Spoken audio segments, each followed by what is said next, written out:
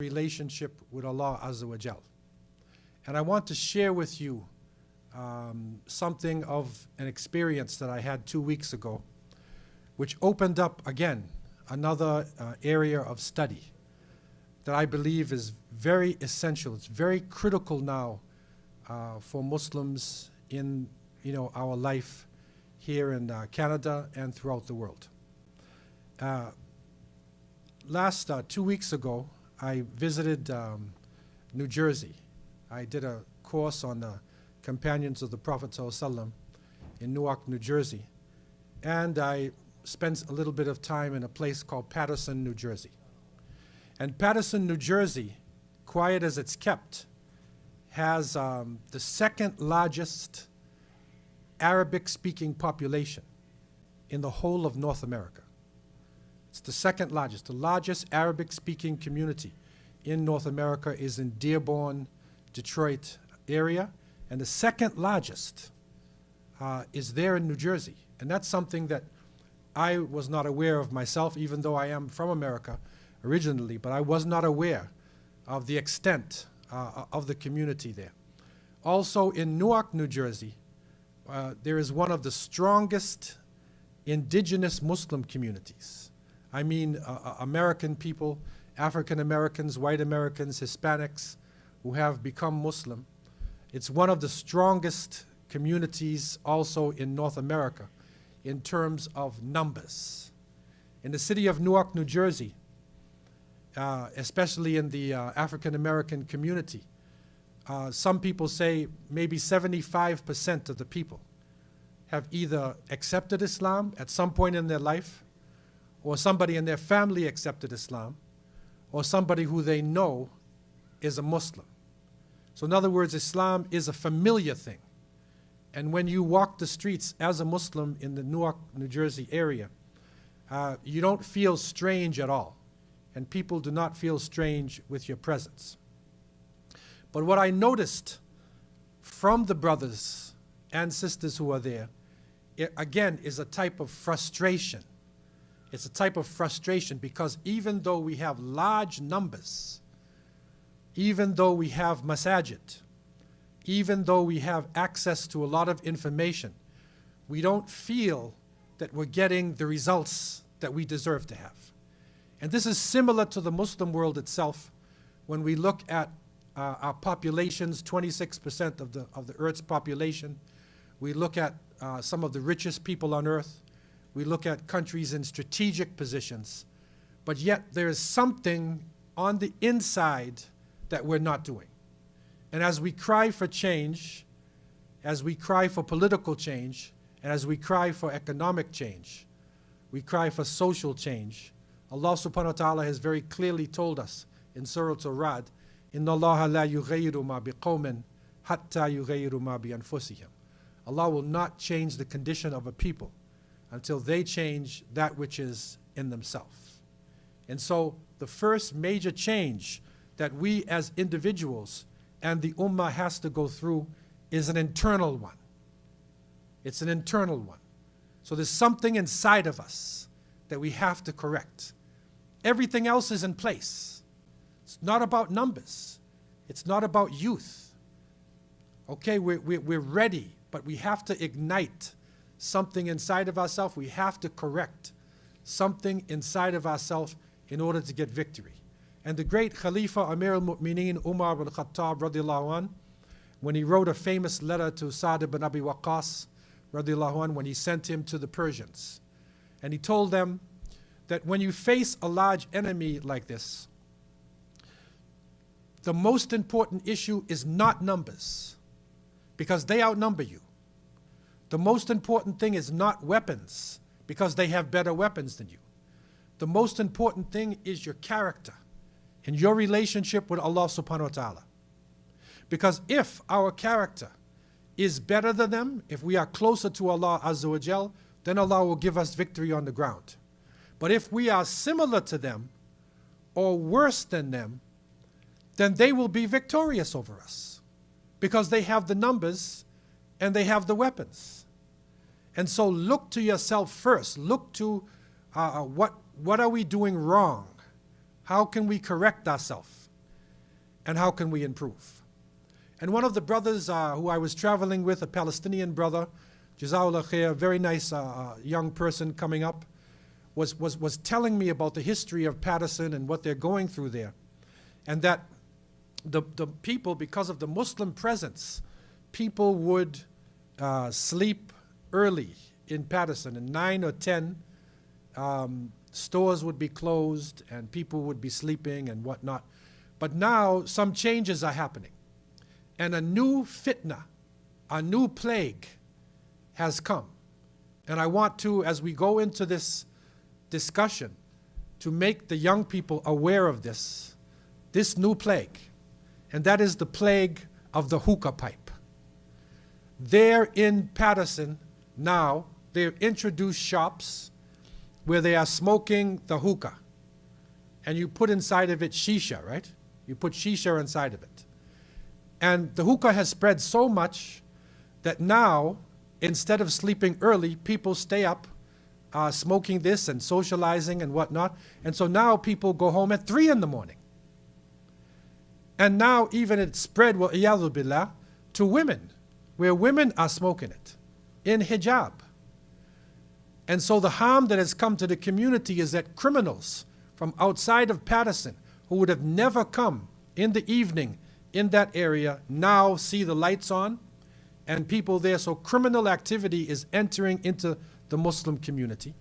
And also the non-Muslims who are there, there's a wrong perception of what Islam actually is. Because, you know, in the non-Muslim countries, especially the countries where it is Christian-based countries, a woman wearing hijab is a holy thing to them. And even though they've left Christianity to a great extent, in the back of their mind, that somebody who wears that is a pious person. But somebody who smokes a pipe is not a pious person in this culture, right? That person is a drug addict or a gangster. So they can't put the thing together, and they get the wrong image concerning Islam. The problem Muslims are facing is that sometimes there are issues which are upon us that are not so clear. They're not so clear. And in this case, we need to have guidance. This is how we're going down. In many places, we're not going down because of straight out haram things, but we are going down, or we are failing because of things that have shubha. They have doubt inside of it. And in the light of this, and in the discussion that we had, a particular hadith came up that I have within my 40 hadith of Islamic revival.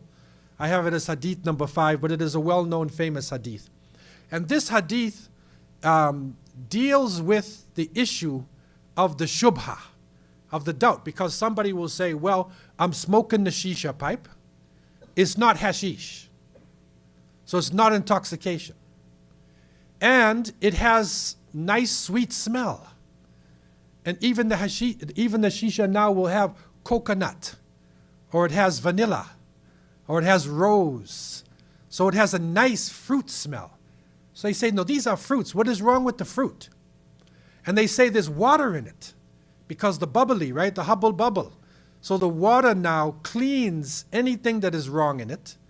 And it is a nice, clean type of beautiful smell, incense, type of frankincense, which is going before, which is going into your lungs, and it makes you happy, and you enjoy yourself and whatnot.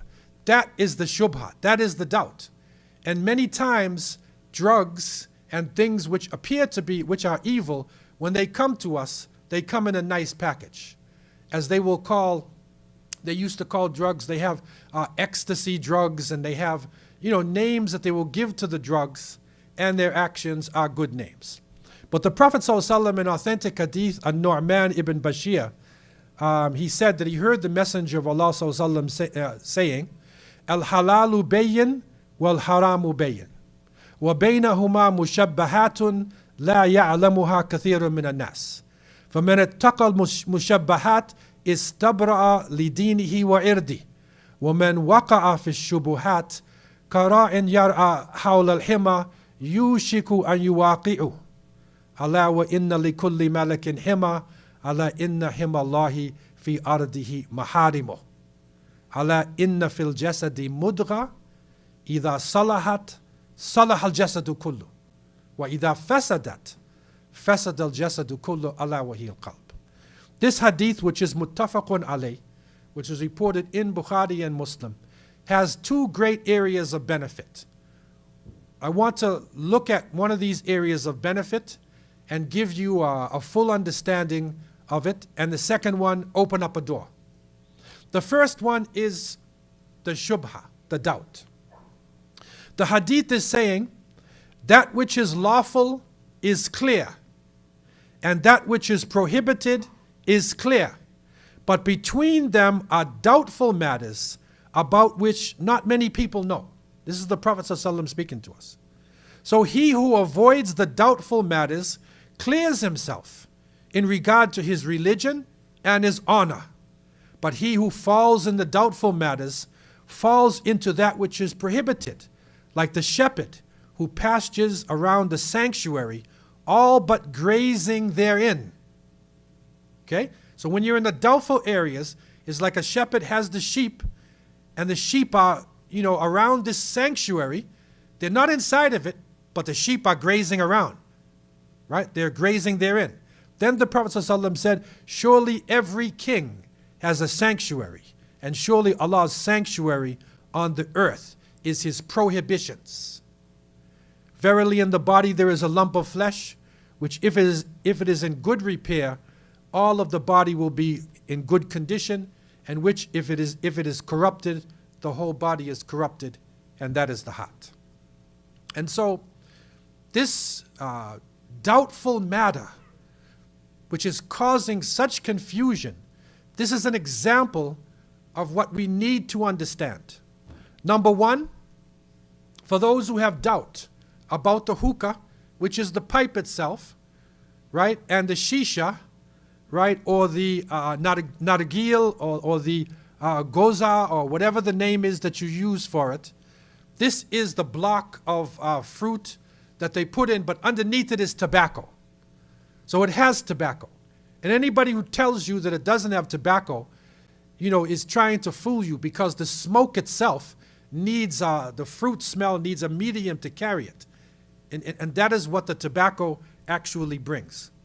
What doctors have found out now is that the smoke, which is being breathed in by the person who is smoking the hookah, it contains toxic elements.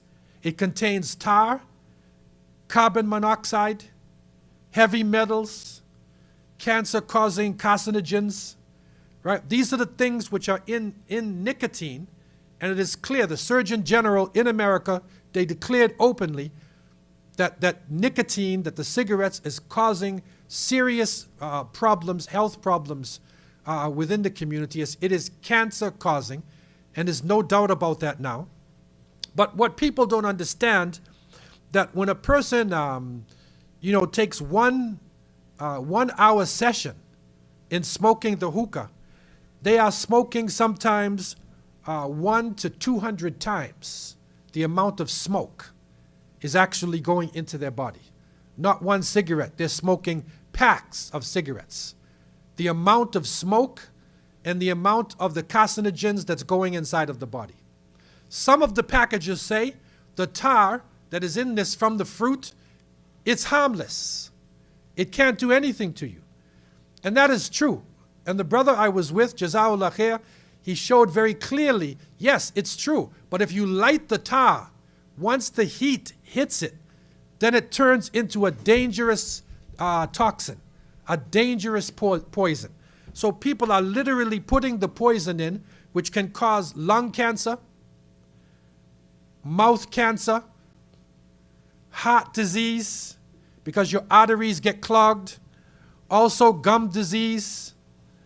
A number of things can happen. Also, the pipe, when the pipes are shared between people and not cleaned properly, they can also cause infections, which include tuberculosis, lung infections, stomach ulcers.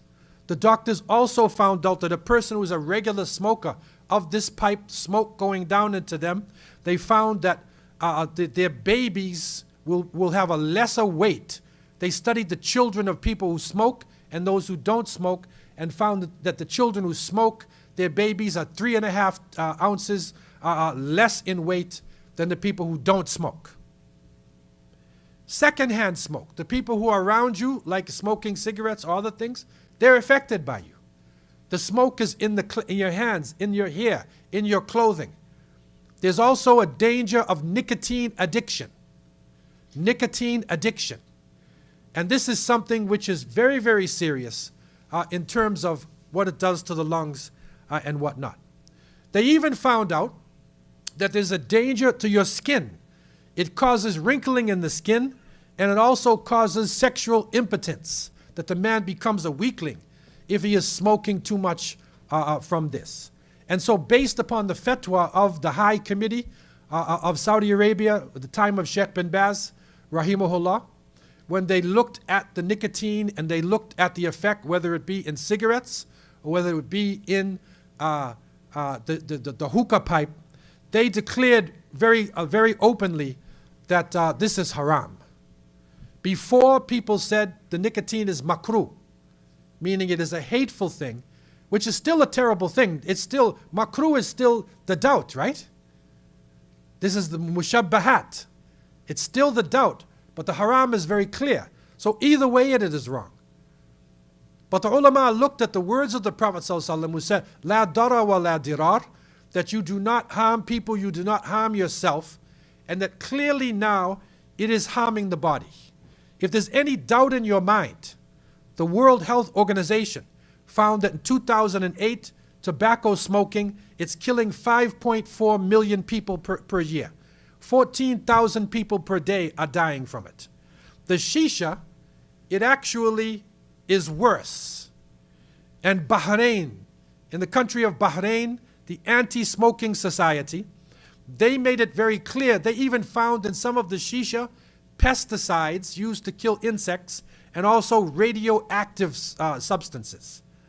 Okay, that the burning of the tar, the toxic things, that it is a danger. The water does not filter out those things which are dangerous. And so it is very clear. The second part, which is interesting, that this hadith now is starting off showing that al-halalu bayyin, right, and haram bayyin. It's clear. But there's doubtful things in the middle, inside. That's the dangerous part for us, right? But the Prophet ﷺ said that the sanctuary of Allah subhanahu wa ta'ala, the beautiful fortress of Allah, is protected. It is the things which are prohibited. That gives us a protection against the evils of the dunya. And so the person who falls in these doubtful things is like the shepherd who's around, making his flock come closer and closer. So when the person is in the doubtful area, they come closer and closer to falling into the haram area. Okay? But right after this, the Prophet ﷺ said, very important statement. And this statement has major implications for us. He said, Inna fil jasadi mudgha, idha salahat, salah al jasadu kullu. Wa idha fasadat, fasad al jasadu kullu ala wa hiya al qalb. He said that in the body there is a lump of flesh. If it goes right, the whole body is right. If it is corrupted, the whole body is corrupted, and that is the heart. And this is an issue for us. And I put this to you, especially to the younger generation. We need to find out what it is that's happening to us. We are in a time of tafarruq, of separation. Muslims are separating from each other. Families separating. Communities separating. Countries separating. Even Islamic movements. Even people in the field are separating. There's something going on. We have to realize we are in a war. It's not necessarily a physical war. There's a spiritual war that is going on. And that is the dangerous struggle that we find ourselves in, which we can feel, the person can feel, well, I'm enjoying life. There's nothing wrong. But this thing is spreading. And so the heart itself. And for a long time we looked at the issues of the heart. We tried to understand what this hadith said. Because the hadith said mudgha. It's a lump of flesh. So the first thing you think of with the mudgha is that you think only what is pumping the blood inside of your body. And that is the essence of the physical heart. But when you read the traditions of the Prophet ﷺ, if you look at the ayat, you look at the different verses from Allah subhanahu wa ta'ala, they're talking about something else. The heart is something else. And it is of crucial importance to us that we try to look at this, to study it, and to learn how to protect ourselves from the spiritual war which is happening, which sometimes you can't see it. It can be happening right around you at this point. We have to be able to defend ourselves. Otherwise, we will think that we are doing what is right, but we're actually being divided, we're actually being subjugated and controlled, right, from the inside. The heart itself, the doctors are finding out, is not just a lump of flesh. The heart itself, when the baby is formed, the first part in the embryo, which comes into form, is the cardiovascular system. And the heart itself has qualities. The cells of the heart have something that no other part of the body has. The cells are alive. They pulsate. There's a force inside of the cells of the heart. And it is the pumping of those cells which actually give life to the rest of the body. The doctors now, they can't describe what is in the heart. They call it the L force, the life force. That there's something inside of it which they don't know where it came from. We understand that there is a force inside of us. Allah subhanahu wa ta'ala sends the malaika, and they will put into the child a ruh, that the soul is inside of the baby from after the 120 days, that the soul is inside, that the life force is there. And it is this life force which unites us. The heart, they understand now, has its own brain. You see, we thought the brain was controlling the body. But the brain is like your computer. The heart itself has a type of electromagnetic force. They can measure the force coming out of your heart. It's electromagnetic force. And this is very interesting, because the Prophet ﷺ, when people lined up, he's telling them, shoulder to shoulder. Be not divided, so your hearts will not be divided. Why did he say your heart's not divided? You see? Why did he not say that you will not be divided? Why is this coming up? And you will see it coming in our sources. How crucial the heart is in terms of where we are going. So the heart has its own understanding. The heart has its own commands. And it actually gives commands to the brain. There are more decisions that are made in your heart than in your brain. People think, no, it's the brain. My brain is my computer. But the Prophet ﷺ, when a man came to him and asked him about birr, asked him about righteousness, he told him, Istafti qalbak. Ask your heart. Why didn't he say, ask your mind? You see? Ask your heart. So the heart is the conscience. Why is this important, what is inside of us? Because as we cry for change, Allah Azza wa Jal told us, Inna Allah la yughayyiru ma biqawmin hatta yughayyiru ma bi anfusihim. Allah will not change the condition of a people until they change that which is in themselves. So the change has to come about. Allah subhanahu wa ta'ala has revealed in the 22nd chapter, and you'll see many things about the heart. Very interesting in this verse, Allah subhanahu wa ta'ala reveals, أَفَلَمْ يَسِيرُوا فِي الْأَرْضِ فَتَكُونَ لَهُمْ قُلُوبٌ يَعْقِلُونَ بِهَا أَوْ آذَانٌ يَسْمَعُونَ بِهَا فَإِنَّهَا لَا تَعْمَى الْأَبْصَارِ وَلَكِنْ تَعْمَى الْقُلُوبُ allati fi sudur. Look at this. We read these verses.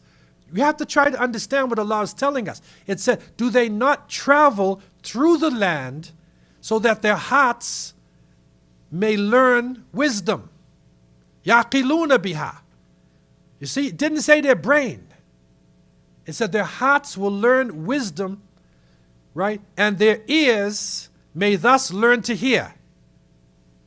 Then Allah said, truly it is not their eyes that are blind, but their hearts that are in their chest. So a person could be blind physically, but they can see, because their heart is the one that truly sees. You see, that is the spiritual side. Why is this important? Why is it important? Because the hearts can be diseased. And if the hearts are diseased, as we learned, everything is going to go wrong. إِذَا فَسَدَتْ فَسَدَ الْجَسَدُ كُلُّهُ. Right? If they become corrupted and diseased, everything is going to go wrong. Everything will happen. And so, the crucial part of the heart, somebody will say, well, how can the heart be diseased? What are you talking about? Coronary heart disease? He had a heart attack? What are you talking about? Allah subhanahu wa ta'ala mentions very clearly in Surah Al-Baqarah, and remember this, speaking about munafiqeen, Allah tells us, في قلوبهم مرض فزادهم الله مرضا ولهم عذاب أليم بما كانوا يكذبون. So Allah said, in their hearts is a disease. And Allah will increase their disease. And they will have a terrible punishment because of the lies that they carry out.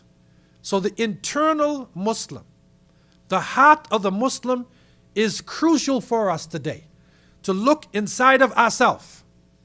And this is so important to us because there are clear lessons, and the great ulama of Islam have looked into this, like a doctor who looks at the physical part of the body. What are some of the diseases of the heart? One of the biggest diseases of the heart is al-kibr. It is pride. And pride is when a person is proud of themselves, proud of their color, proud of their height, proud of their money, of their family's name, of the language that they speak. Al-kibr destroys. And the outward form, it starts on the inside. When the person feels, because I am from a such and such a family, then I deserve better than anybody else. You see now that there are a small group of people ruling the whole world. Why do they have millions and billions of dollars, but yet there are other people who are starving to death? Kibr. And it is pride, one of the original sins happening in the beginning of time, when the shaitan, wal-iyadhu billah, refused to bow down to Adam alayhi salam, and Allah asked him, why? He said, because you created me from fire, and you created him from clay. You see? Pride. It was pride that knocked him out. And pride is a dangerous thing. It's a dangerous quality. The Prophet ﷺ constantly, you will see if you look at his life, he struggled against the pride in individuals. He struggled against it even in himself. When they asked him, who are you? He said, I'm the son of one of your women. A very humble answer. When you come into Medina and you look at the circles, you can't even tell which one is Rasulullah ﷺ until he begins to teach. Right? So humility, strength. Right? You're humble but strong. That is the qualities that we want now. Okay? So pride is dangerous. The outward form of al-kibr is takabbur. And that is the arrogance. And the person who is proud now, the arrogance shows they look at people in a mean way. They kick them around. They think that they deserve more. They push people. That's the arrogance, right, that comes out, right? And this is a dangerous thing. It is a disease of the heart. It will corrupt and destroy everything in that person's life. how do we deal with this? How do we deal with this? The ulama tell us, for all of these diseases of the heart, there is a knowledge cure and there is an action cure. The knowledge cure for pride is to reflect upon our relationship with Allah subhanahu wa ta'ala. Where did we come from? Look back at the human being. Once we were a tiny clot of blood, right? And now we stand up. People stand up and defy their Lord, right? But where did they start off? You see, very humble. And we come from a humble place. We get strong, and then we get weaker and weaker and weaker, and we will return. No matter how rich you are, how famous you are, you have to leave this earth in a humble way. You will come out of this earth. So what are we proud about? So the first thing is understanding who we are. It's interesting because think about our lives. Okay, especially a person who feels they're physically fit. At any moment, you can drop dead on the ground. There are some people who are professional football players, right? Super Bowl that they're ready to play. Gladiators. And then one day he walks on the field and he just drops dead. Okay, he just has a heart attack and dies. You can drive in your vehicle and gone in a minute. Even the richest person on earth, even the heads of state, will fly in the plane and suddenly the plane crashes. So none of us have really any control over our destiny, you see? So why are we proud? We should be thankful that Allah Azza wa Jal gave us life. We should be thankful for the things that we have. The second part of the cure is the action cure. And the action cure here comes in physically. If we can't control our pride, then we need to do things that humble us. Do hard physical labor. You'll see the Prophet ﷺ in the day of the Khandaq, when they were digging the trench, when the Ahzab was about to attack them, he was carrying the bricks himself. Right? Doing hard labor. Right? Taking the same as everybody takes. A simple life. It is reported Abdullah ibn Mas'ud radiallahu anh came into the house of the Prophet ﷺ, and Ibn Mas'ud was considered to be probably the closest to Rasulullah ﷺ in the way he looked and the way he acted, the closest one. And he came inside of the house and he saw the Prophet ﷺ and he saw the marks on his back, and he said, "Can we not give you a nice cushion or something? Can we do something for you?" And he said, "No, because we are, never forget, you're a traveler. We are travelers. We are here today and gone tomorrow." Right? So never make this. This is not our paradise, right? So the humility, this is the Prophet ﷺ. This is the best of creation, the leader of the prophets. Right? So he gives us the example of humility. Our group of brothers told me at one point they were looking for a great scholar of hadith. He was living in India. And they went to the house and they sat down, and an elderly man came out and gave them water and they washed their hands. Then the elderly man came and gave them food and they ate their food. Then they said, "Okay, where's the sheikh?" 10 minutes later, the same elderly man came back and he said, "I'm the sheikh." And he sat down and he began to teach. They were amazed at his knowledge. But you see what he did? He killed his pride. He killed his pride. He has knowledge, an ocean of knowledge over them. Right? But he served them like a slave. Right? So he killed the pride within himself. So part of this issue of al-kibr, part of it is that we need to take action. We need to take action against this. The second one I want to look at with little details because of time. This is a long study, which inshallah we hope to do more with you. The second one I want to look at tonight, because this is an issue which is causing confusion. It's a disease of the heart. It has been recognized by the ulama as a disease of the heart, and that is al-ghadab. It is anger, uncontrolled emotion. It's uncontrolled emotion. When the person now, because you differ with the opinion, right, or you say something against him, their blood starts to change. And it boils and their skin color changes. Sometimes the worst form, they foam at the mouth. They can't control their body.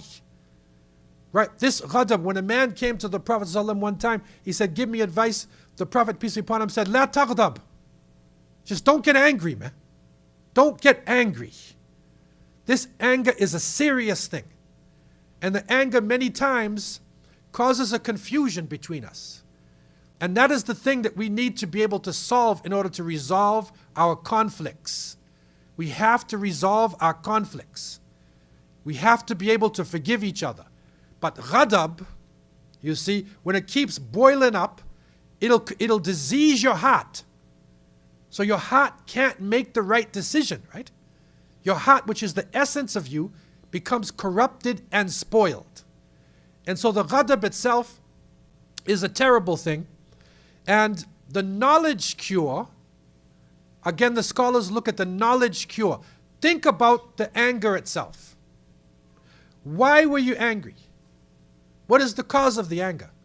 Sometimes when you really look at the cause of the anger, right, it's not really a major thing. But sometimes you got hurt, right? But look at the example of the Prophet ﷺ and his companions who were driven out of their homes, who were killed, who were exiled. But yet they forgave the people of Mecca. They embraced them as their brothers and sisters. You see, they overcame the emotion of the ghadab, because that is something which can cause a major confusion inside of our lives. Also, reflect upon the ghadab itself. What does it make us look like? Think about your form. When the person is angry, if you could take a camera and look at yourself again, look at your face, right? Look at your actions when you're dealing with other people. And this ghadab can happen in the family. The man is angry with his wife, right? Parents angry with children. Now these days, the wife is angry at the man, because some of the wives, they'll kick you out the house. I had a case of a sister in Los Angeles, and she was a really tough sister, right? She was a tough sister. She was like black belt in karate. And she married a brother. He was a very, mashallah, brother, very humble, spiritual brother, right? And she married him, and she was submitting to him. And then she got a letter which came from Japan. I remember this case. The letter came from a girlfriend that he had in Japan. And she got the letter. And she called me at 3 in the morning, and she said, Brother Abdullah, I just knocked him out. I knocked him out. What should I do? I said, subhanallah, the sister knocked her husband out. Like, what do you do, right? That's not a normal case, right? All I could say to her is, la taghdab. Like, don't get angry. Control yourself. You have to control emotions, right? You have to control emotions. What is the action cure? The action cure, the scholars will tell us that if this anger comes on you now, somebody might say something to you, you get into an argument, you say like, my madhab is better than yours, or this or that. You get in an argument, you start feeling it coming, he say, if you're standing up, sit down. Make isti'adha min ash-shaytan, right? Seek refuge from the devil. If you're sitting down, lay down. Okay, make wudu. If that doesn't work, make wudu, like put water on yourself, right? Make wudu. But protect ourselves from this ghadab, because it is causing a major confusion. And you can see that in our countries, many times it's this emotion which is causing major conflicts between our jamaats. And that is something that we as an ummah, as well as we as individuals, have to deal with. The heart itself is a fortress. The scholars describe it as a fortress. And there are certain doors to enter the fortress. And they call this madakhil iblis. These are the way that the devil will come into your heart in order to deal with you. I want to just, in conclusion, deal with a few, because I think we're coming to a conclusion now. It's 45. You know what time it is? Yeah. I want to just give you a few. And inshallah, in the future, we can look at it. Al-hasad, jealousy. Shahawat, desires. See, desires can come in your heart and destroy you. Also, being too filled, this is an interesting point. The ulama even said being too filled with food. Right? Being too filled. Don't be too satisfied. Also, at-tama finnas, and that is desiring people to give you glory and fame. You need people to say, oh, he's a good guy, he's a good. And you look now at people who become rock stars or athletes or whatever, most of them turn to drug addicts and criminals. Because they love the people and they lose their sense of the creator of the heavens and earth. Haste, al-ajala. And the Prophet ﷺ even said, al-ajala min ash-shaytan. That doing things too fast is from the devil. So we need to have sense, take our time when we are doing things. Also, very interesting point. Ibn Qudama al-Maqtazi, rahimahullah, and many of the ulama looked at, they said one of the key entrances now is becoming too fanatic with our school of thought. It's ta'assub. Too fanatic with our Islamic movement or too fanatic with our school of thought. This is Ahl Sunnah wa Jama'ah. But becoming al-muta'assib, fanatical about my school of thought or about my Islamic movement, it is actually one of the ways that the devil is getting into our hearts. Also, adhan, su'adhan, suspecting other people. We need to go back to the Sunnah. We need to go back to the innocence of the companions of the Prophet ﷺ. Abdullah ibn Umar radiallahu anh reported there was 3 people in Quraysh. They were the best in character. They were the most prominent of the Quraysh. When they spoke to you, they tell you the truth. And when you speak to them, they do not accuse you of lying. Right? They don't suspect you. See it now? Innocence, right? When they speak to you, they'll tell you the truth. Not going to lie to you. And when you speak to them, they're not going to suspect you. If you lie, though, they'll probably find out. But they're not going to suspect you. They have innocence in dealing with other people. And they were kathir al-haya. They had a lot of haya, modesty. They were very humble, modest people, but strong. Abu Bakr as-Siddiq, Uthman ibn Affan, and Abu Ubaidah ibn al-Jarrah, radiallahu anhu. These are our shining examples. And this is the innocence of the Sunnah. We need to go back to this to protect ourselves now. It is not the major things that are killing us. It's the shubuhat. It's the doubtful things in the middle, and it is the diseases of the heart. May Allah subhanahu wa ta'ala protect us from these diseases. May Allah subhanahu wa ta'ala have mercy upon us. May Allah subhanahu wa ta'ala purify our hearts and accept us as believers. Alhamdulillah, we thank Allah subhanahu wa ta'ala for opportunity to be together and to worship in His house. And in the previous halaqah that we had, I opened up a number of big areas. The Greeks would say you opened Pandora's box. That means you opened up something that has a lot of areas in it. Okay? So I want to open up the floor for any questions that anybody has in terms of some of the points that I was talking about. The first issue was the issue of the shubuhat, the doubtful things, and in particular it was the hookah and the shisha. And secondly is the issue of the importance of the heart. And this is where the study is opened up about the importance of the heart. In terms of other things, everyday fiqh questions, you have your local fuqaha and the imam is here, for those. But in terms of these questions surrounding this topic, the floor is open for any questions that anybody has.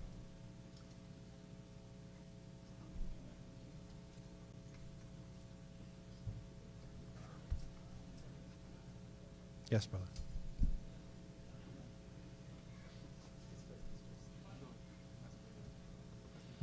Feel free. This is a workshop. Don't feel like you're under pressure. If you have something on your mind, just ask the question. Man.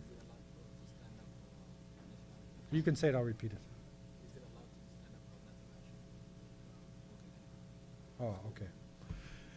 Okay, this is a little bit outside of the topic. I don't want to stray too far outside the topic. But the question is, just to get things going, is it allowed to stand up for the national anthem? Now, of course, this is way out there from the topic, right?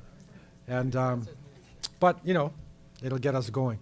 I'm not a mufti in the sense, but there was a position of the Council of Imams here in Canada, and it happened in other places, where they said, it is permissible to do that, to stand for the national anthem and whatnot here, in Canada and other places like that.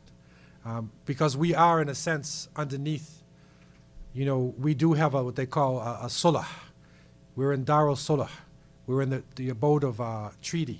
We have a treaty with the people here, and we pay income taxes, and we stop at the red light, and we go at green light, right?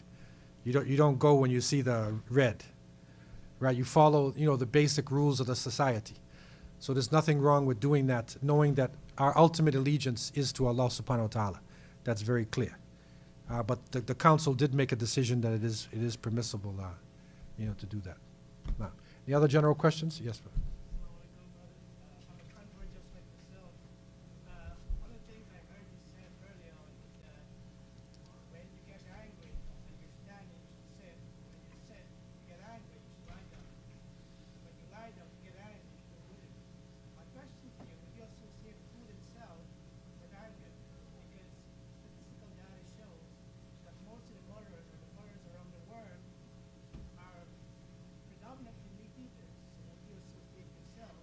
Yeah.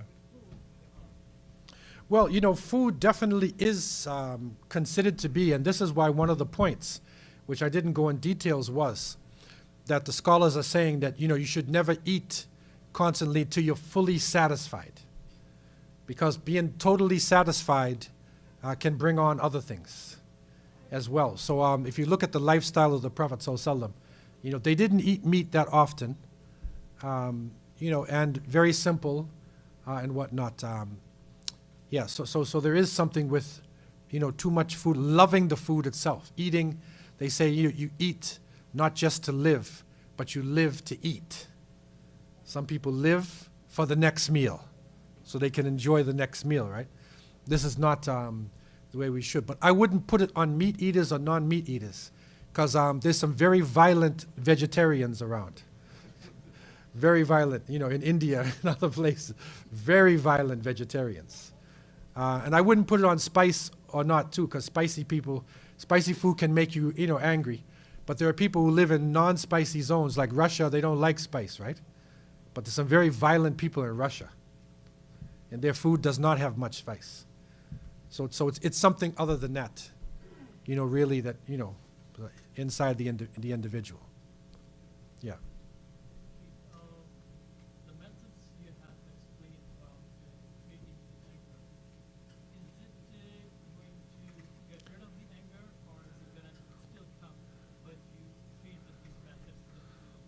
Yeah. Okay, the question is the methods that we talked about, with the anger in terms of the cure. Will it get rid of it, or will it just, control it? Things like anger, emotion, it is constantly with us. So that emotion that you have on issues, it is constantly with us. So they say that, there is sometimes too much emotion, which can turn to ghadab, and sometimes there's too little emotion. So people who have too much emotion, just any little issue and they burst out and talking loud and, getting, really, and too little is some people listen and they see that, 1,000 people are killed in this country, another bomb, and they just say, well, malish, it's nothing, whatever. They don't have enough emotions, especially when they see that Islam is under attack or Muslims are suffering. But what we want is the balanced emotion. Where the person has the emotion for Allah subhanahu wa ta'ala, and it comes at the right time.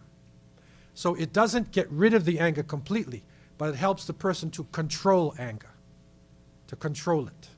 A brother came to me one time in a counseling session, and without mentioning countries or names or anything, but he and his wife had a very serious problem.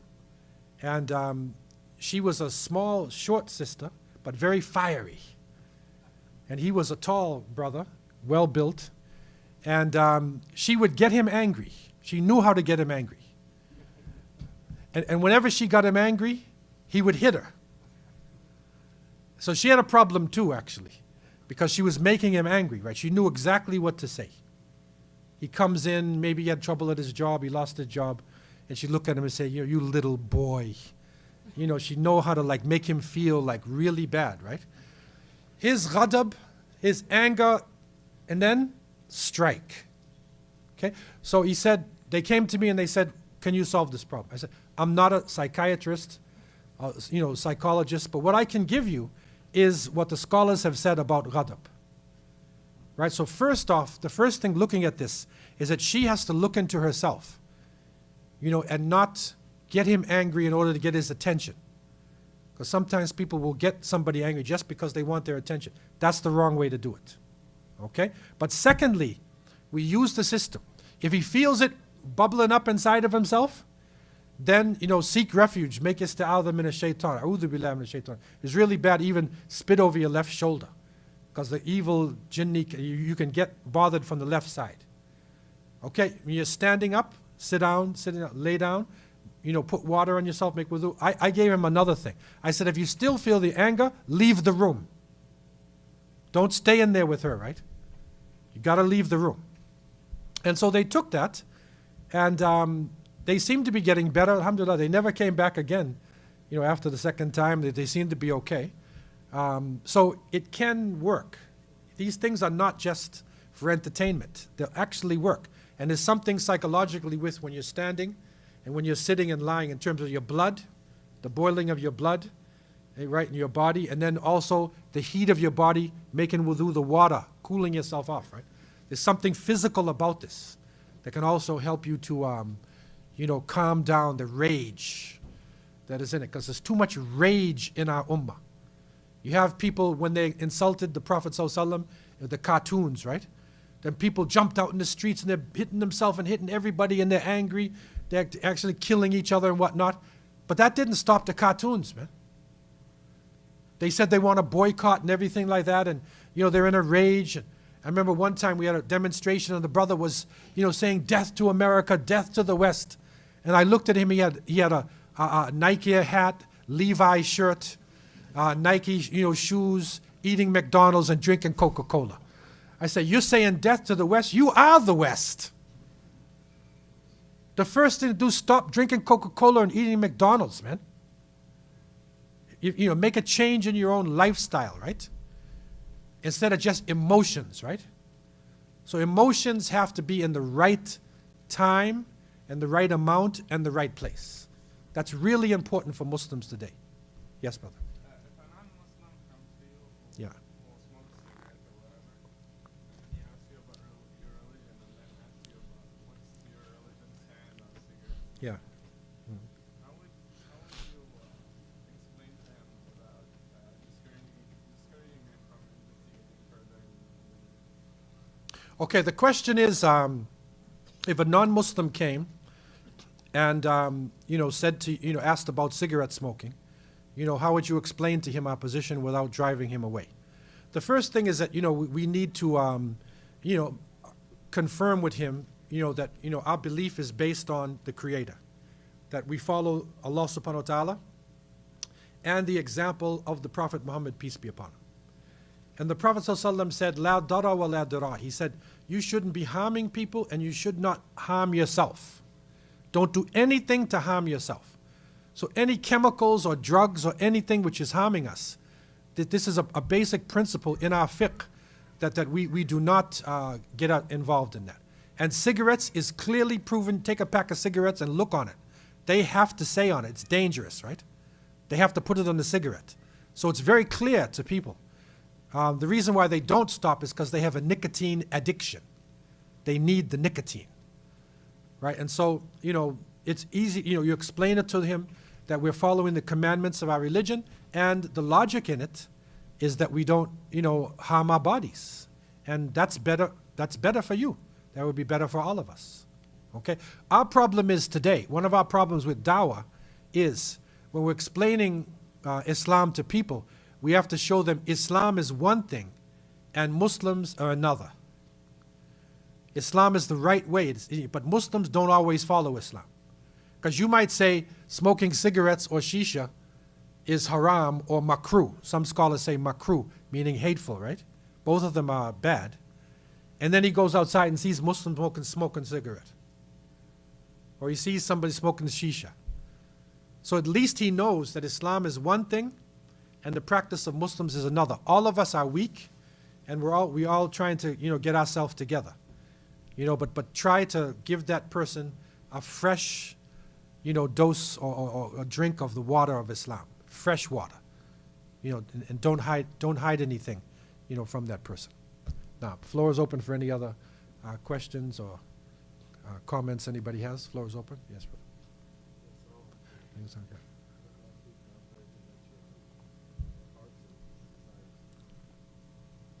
What I find as an individual pertaining to the Christ desires,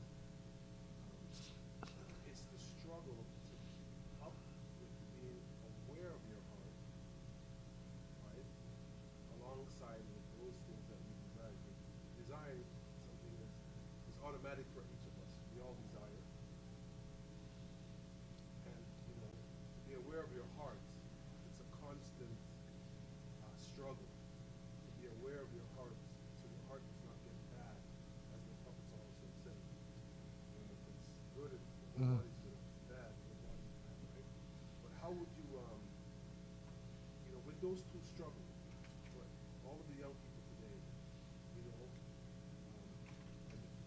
older amongst us, how do we really keep up with that, outside of watching food, because it's a constant struggle within those two things, coming to that one thing, right, which is the iman. How would you say we constantly gear ourselves to keep that struggle, because it is a struggle for everyone, for all of us. Yeah, the question is, how do we, gear ourselves that we constantly, are aware of our hearts, and we're struggling, to purify our hearts. This is the blessing of Islam, because, we need to look at Islam as a total package. One of the problems many people have is they look at Islam as only certain actions. So there are some people who practice Islam, say for instance in Ramadan, right? So they're around Ramadan. This is a person we call Abdul Ramadan. Instead of Abdullah, the slave of Allah, they're the slave of Ramadan, right? So they'll practice only in Ramadan, and outside of Ramadan they don't practice. And sometimes they'll fall into worse problems after Ramadan. So it's a whole package. In other words, everything that we do, when we are saying, the oneness of Allah in our shahada, we are constantly purifying our aqidah, right? That you believe in one God, you only follow the Prophet ﷺ, ultimately, and you have to constantly purify that. Think about it, strengthen it, okay? And it's a type of purification. Secondly, when we pray, it's actually a form of purification. So that's a purification of the heart, meaning the whole self. So the wudu itself, if it's done properly, and we're thinking about what we're doing when we're making the wudu, right? The prayer itself, if we consciously pray, and that means not just praying as an exercise, but consciously think about all the actions. Think about the words that we're saying in the Arabic language, right? Make du'as, which are, meaningful things, right? If we consciously do that, then it's a form of tazkiyah also. It's a form of purification. Fasting in Ramadan obviously is a purification. Purifies the body, the spirit, everything. Zakat is actually is tazkiyah. It's the same word. Zakat is the purification of our wealth.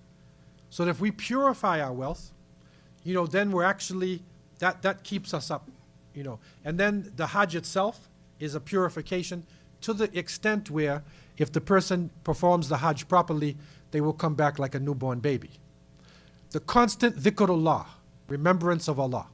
Dhikrullah is not something just in a halaqah, but dhikrullah is constantly. We're saying Bismillah, Alhamdulillah, A'udhu Billah, MashaAllah, Inshallah, constantly saying dhikrullah. The more it's coming from us in all the actions that we do, it's a purification. You see, the evil way that the shaitan gets, or iyadu billah, in this society, they do dhikr al-shaytan wa iyadhu billah, and they swear. And if you look at the essence of what a swear is usually something najis, something filthy, or it's humiliating a woman. It's something filthy, right? So the shaitan wants you to have filth in your mind, right? It's filth in the mind, and then the person eats haram food, filth in the body, right? Filth in the eyes from watching things wrong. And so that corrupts the heart. So when we are remembering Allah subhanahu wa ta'ala, eating the halal foods, keeping up with the prayers, the whole package, then it is a form of purification. It does not mean that we will not get attacked. We are naturally doing that. Or we're naturally getting attacked. But at least we can purify ourselves, and we can, make istighfar. And the Prophet ﷺ we ask Allah for forgiveness at least 100 times per day. So this is another thing. So to look at our Islam as a constant activity during the day. It's a constant purification. It has an effect on everything that we're doing in our life. If that's the case, then, the heart stays fresh. It's fresh and it's sound. And, this heart is so important, you see in Surah Al-Shu'ara, that it's, when it speaks about the day of judgment, think of now the day of judgment when the person is coming. Meet Allah subhanahu wa ta'ala is saying, Yoma la yanfa'u malun wala banun illa man atallaha biqalbin salim. Right? So it is the day, right, that your wealth and your children will have no benefit. La yanfa. So there's no benefit at all, except for somebody who comes with a sound heart. And this is important because when we say La ilaha illallah, right, that's a powerful statement in Arabic. Because you're saying La ilaha. So it starts off with a negation, right? So it's a negation. La ilaha. So when you do that, you have negated all idols, all forms of worship. There's nothing there, right? Then you say illa, and then you put Allah. So by doing that, you clean the slate, right? It's a powerful Arabic statement. And then you put Allah in there, so therefore there should be no other forms of worship except Allah subhanahu wa ta'ala. Here in this case, it's saying on this day, La yanfa'u malun wala banun. It said that your wealth, La yanfa. So it starts with negativity. Same thing. Nothing's going to benefit you. Your wealth's not going to benefit you. Your children's not going to benefit you. Illa. There it is again. So you're getting no benefit. Illa man atallaha biqalbin salim. The one who comes to Allah with a sound heart. That's how serious this thing is, man. This thing is really serious.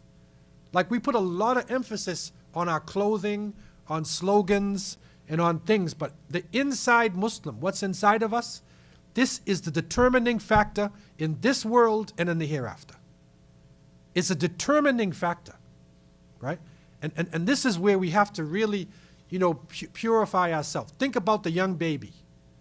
Think about the young baby, innocent, right? The innocence. This is the concept of haya means. You're innocent and friendly. The best example of this hayat, or one of the best examples that I found, is the great Sahabi Abu Ubaidah ibn al-Jarrah radiallahu anhu. They say that he had a lot of haya. He was very modest. You could put your head in his lap. He was like humble and modest, right? Now here in this society, if you are modest and humble, you're usually weak. That's what usually comes with that. Okay? Modesty, humility, shame, weakness. Right? But he is modest and humble from Allah subhanahu wa ta'ala, not you. He's not afraid of you, right? His modesty is for Allah subhanahu wa ta'ala. And he was described as the sharp side of the sword. That's how they describe Abu Ubaidah. So when danger came, he turned into a lion. Right? So he's the kind of person, he's very humble, very simple, polite. When danger comes, he goes right at it. You see? That's the character of a Muslim. We're not braggart, show off, arrogant, right? You're humble, you're easy going with everybody. Forgive, man. Be easy, right? But when danger comes, when wrong comes, that's when we're strong in the face of evil, right? See, too many people, it's the other way around. When they're around Muslims, they're really tough. They look at the Muslims, astaghfirullah, brother. You know, your pants, your hair. And then they come outside to the non-Muslim, hello, Jane. How are you today? Right? We have to be balanced with this, right? Got to be balanced in how we deal. Now, any other questions? Floor is open for any other questions anybody has. Floor is open.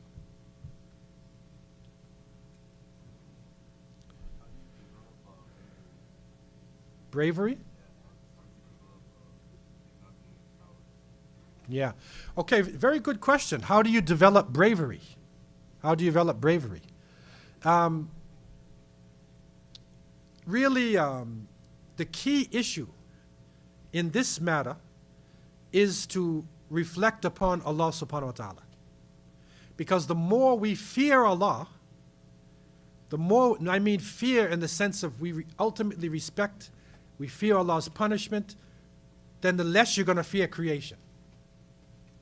And this is what you'll see in the lives of the companions of the Prophet ﷺ. They were not actually all 6 feet tall. Some of them are very short. As I said, Abdullah ibn Mas'ud, right? Radiallahu anhu, who's master of the Quran. He was a short man from southern Arabia, right? And he had very skinny legs. He's not a big man, right? And one day they were in Medina, and he was climbing, the palm trees are there. And so he was climbing the palm tree. And the Sahaba looked at his leg and they started laughing at his legs. Look at his skinny legs. The Prophet ﷺ said, don't laugh, because one of his legs on the day of judgment will be like Mount Uhud. One of his legs, right?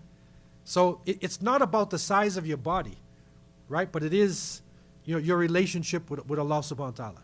Secondly, skills development.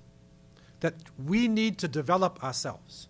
And it is part of the sunnah for you to learn to develop your body, right? To learn how to defend yourself, to learn how to swim, how to ride, gain skills. The more skills that you have, right, is the more confidence you have in yourself. Okay, so this is important. Gain confidence in the self, and also, you know, come closer to the Creator of the heavens and the earth, right? Because,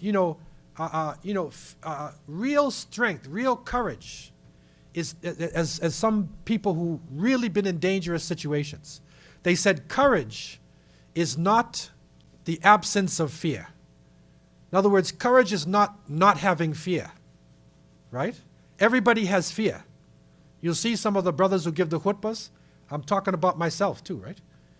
You say, well, that person's very confident and whatnot. But anytime a person does that, you feel nervous. Because you're a human being, right? So courage is not the absence of fear, but it is controlling the fear. It is doing the action in the presence of fear. That's courage. So it's not having fear. You're going to have fear. But the real courage is you will continue on even though you're afraid. That's courage. Okay? And this is what we're looking for. So, again, strengthen ourselves, our taqwa, our relationship consciousness with Allah subhanahu wa ta'ala, and also skills development, personal development is extremely important for self-confidence. We have to build up our confidence. You know, and that requires, you know, education.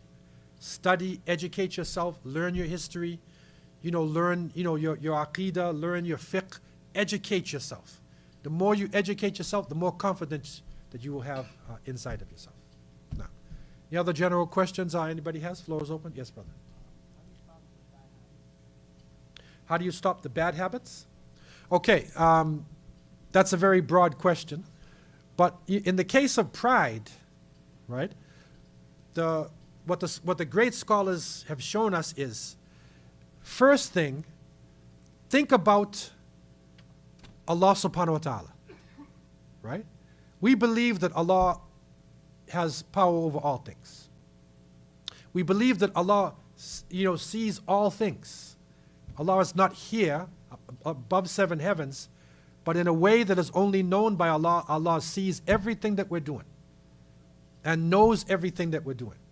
Okay? So if you have that feeling about you, right, then the more you culture this and keep thinking about this.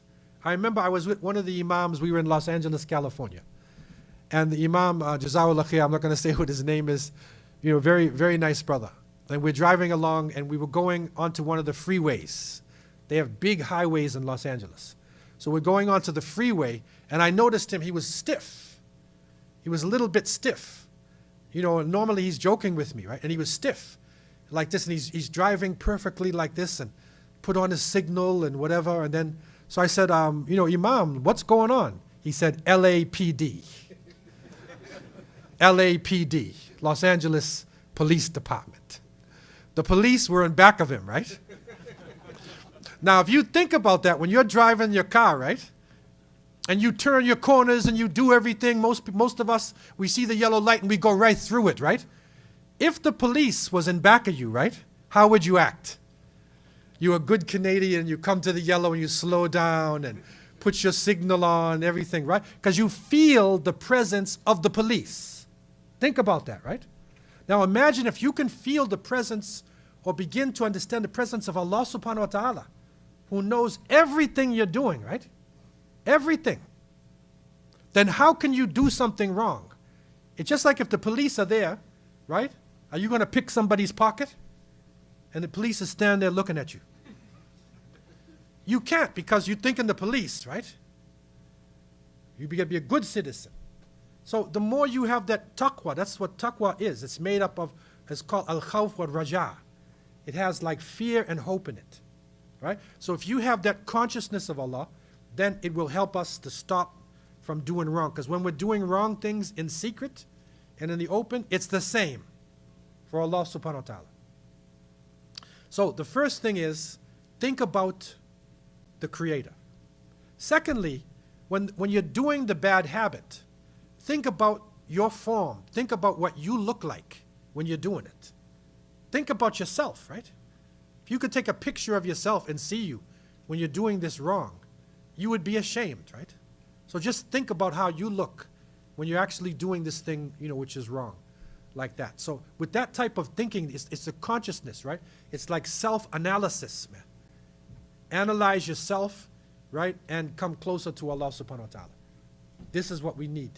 Today, the more you gain this, is the easier it'll be to stay away from, wrong deeds and whatnot. Nobody is free of wrong deeds, even the people who claim to be the best. It says, Sheikh, you mentioned how much damage shisha can bring, as you can briefly explain the damage pornography does to us as well.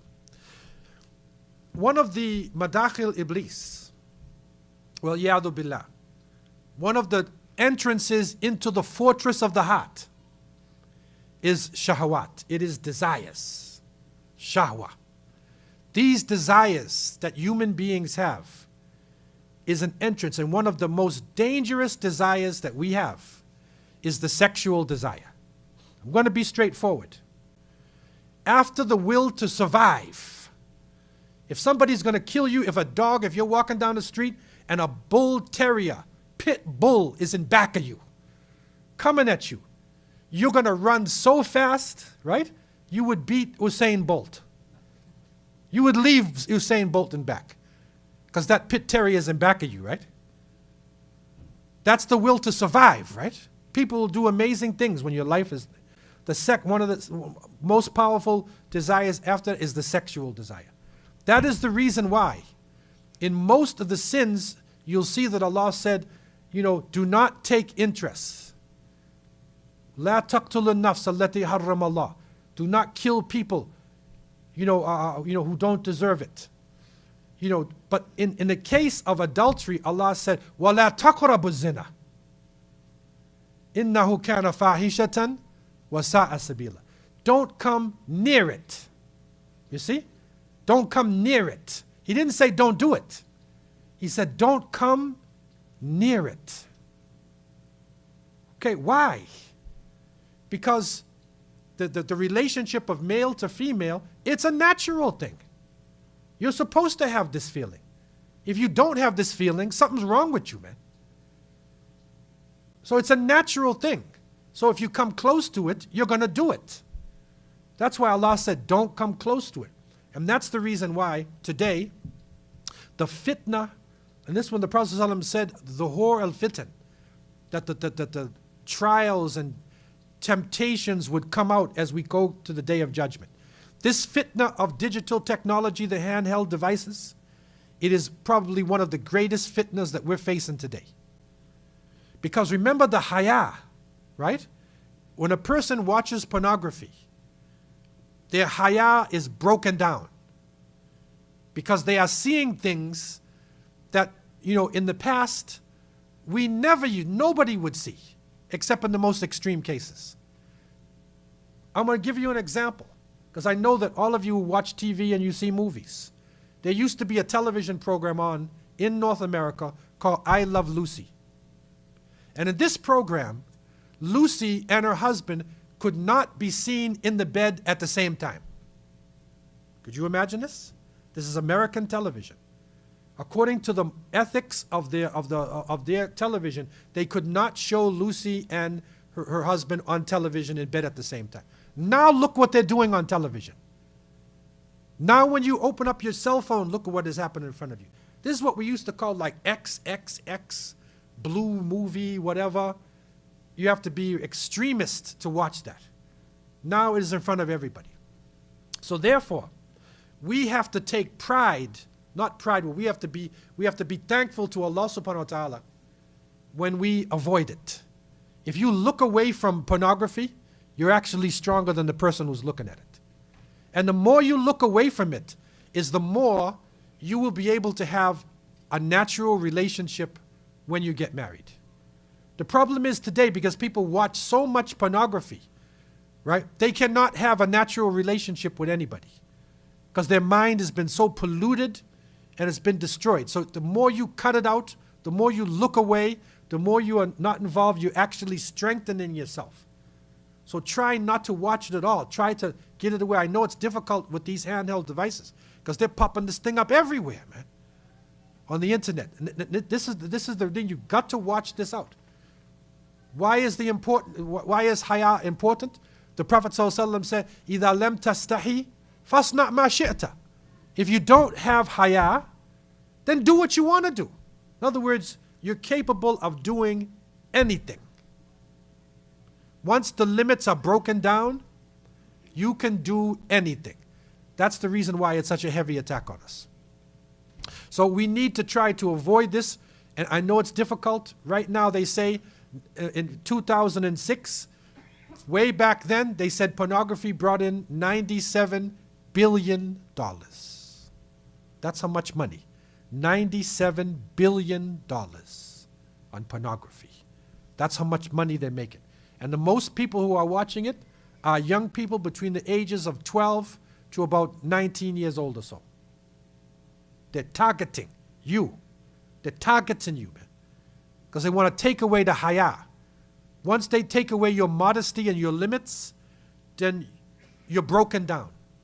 You're capable of doing anything, right? So it's really important to try to avoid this. When it does come, the first look is for Allah subhanahu wa ta'ala. The second look, when you look back, that's the shaitan, right? So if it pops up, a'udhu billah, turn away. Remember, your head is going like this, right? You want to go back, right? That's the shaitan pulling it, right? So that's the wrong one. First one, okay, but look away. And try to avoid the websites or the areas, that would bring that up, into your life. Yes, Sheikh. Question related to the pop-ups. What if you now in the Twitter world and Facebook world, what if you're following somebody that posts stuff, comes to your wall or timeline? Yeah. You be basically okay, it's simple. You responsible that you act on it. That's a good question. The question is, what if somebody, like in Facebook or something like that, it comes up. Follows. I mean, I have seen things, unbelievable things. You have pictures of the Haram of Mecca, people making tahajjud, and then they'll put something on the side. That's the shaitan trying to get in, right? So I'm saying that, like, you know, we can't throw away the internet completely, because this has become the means of communication of people in this generation, right? But it is just to try to learn how to avoid it, stay away from it as much as we possibly can, you know, and you know, to purify ourselves from it as much as we can. But it's like you go outside, right? If you go outside and, you know, it may be on the billboards, they may be walking down the street, right? The only way, I mean, to really ultimately stop it is throw away the cell phone, go to the Sahara in the desert, and just remember Allah subhanahu wa ta'ala on the top of a mountain, man. Really, that's the point where this fitna has come, you know. But I think it's good, though. People should get used to, you know, not being around their cell phone. You know, and the other day, you know, I left my cell phone in the house, you know, and I drove out, whatever, and I said, oh, I don't have my cell phone. But then I said, well, wait a minute. Most of my life, I didn't have a cell phone, man. Because I was born in BC, right? They used to say, like, cavemen. No, before computers, right? But BC, that's only in the 90s, right? Computers only came in the 90s, right? Before that, nobody carried a cell phone. You got to be like James Bond or something. You got to be a secret agent to be carrying some kind of device where you can, like, contact anybody in the world, you know, immediately by flipping the thing. You have to be a secret agent or something. Now everybody's carrying this thing. So, you know, it is a major fitna. We have to, you know, ask Allah to forgive us for this and protect us, but get used to not having it. Sometimes if you don't have it, you'll actually feel better. You'll actually feel better. You'll miss a lot of the things that, you know, might have come, you know, when you have it. So sometimes we should just turn them off, you know, put it somewhere. If you're going to have a nice retreat with the brothers, you know, or the sisters have a retreat, or, you know, whatever, take all the cell phones right before you go to the retreat and put them in a basket and leave them there. And then also, nobody will know where you are too, right? Because when you have one of those GPS, you know, they're watching you, NSA, right? They're watching everything you do. Right. Now, any other general questions? Yes, mother. What exactly is the rule of the beard? Does the beard mean you don't touch whatever goes on your face? Does it mean, like, the shape can be kept, but it can be trimmed? What's the rule? Yeah. Well, basically, you should, everybody's beard is not the same. Some people have sparse beards, some people have thick beards, you know, but you basically, you know, try to culture your mustache, you know, and leave the beard as much as you can. You know, there's different discussions about maybe, you know, a little bit, if it gets, you know, too long, you can, you know, trim it, you know, a hand or, you know, whatever like that. But to try to keep it as natural as you possibly can. There was one brother from, I think he was from Malaysia or something like that. He had one hair. And he said, I'm keeping my hair, and he kept his one hair long like that. You know, because he wanted to keep his beard. Alhamdulillah, I think this will be the last question. Yeah. Yeah, someone just asked me, but I did not know the answer.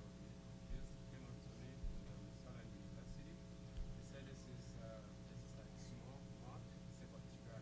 He said, this, am I allowed to pray in this? He's asking whether his pants is clean to pray. I said, I don't know. He said, are his pants clean? No, like it's, you know, like the snow when it snows, the mud. Right. So it came on his pants. So the mud came on his pants. It's dry. And it's dry. Okay, I mean, the majority of the scholars, I mean, basically the scholars say that, you know, if it's dry, then whatever najasa is in it, you know, it's okay. You can pray with it. Unless you know that there was definitely najasa you saw. Then if it's dry, then you got to clean it off, because you definitely saw it. But otherwise, if it's dry, it's okay, as long as it's dry. Yeah. Yes, the brother with the hat? How do you gain self-respect and pride? How do you differ Self-respect, you know, is when you're not ashamed of yourself as a human being. This society here is breaking us down, especially the visual things, where people are ashamed of their color. And it's actually the shaitan, well, at the beginning of time, he said, I will make them change the creation of Allah. I'll make them change. That's one of the ways he's going to defeat us, is to make us not satisfied with our creation. So people are not satisfied with their hair or their skin or, whatever. So, we should be satisfied however Allah made us. Then we should say, Alhamdulillah. You're not ashamed of this, right? And you're not proud in the sense, proud is arrogance. Proud is pride. That the kibr is when you think you're better than somebody. You see? Because of what you are, you think you're better. That's the kibr. That's the one that we have to, But for you to respect yourself and how Allah made you and who you are, respect your language, respect your family, that is required. As a Muslim, you're supposed to know your nasab. If you're going to get married, one of the questions that the sister's wali is going to ask you is, where's your family, man? What's your nasab? Where you come from? So you need to know who your family is. You need to respect yourself and your roots, as they say. But don't think that, whoever you are makes you necessarily better than everybody else. So with this, we'll close our halaqah now there. And may Allah subhanahu wa ta'ala, forgive us and purify our hearts. أقول قولي هذا واستغفر الله لي ولكم سبحانك اللهم وبحمدك نشهد أن لا إله إلا أنت نستغفرك ونتوب إليك وآخر دعوانا الحمد لله رب العالمين.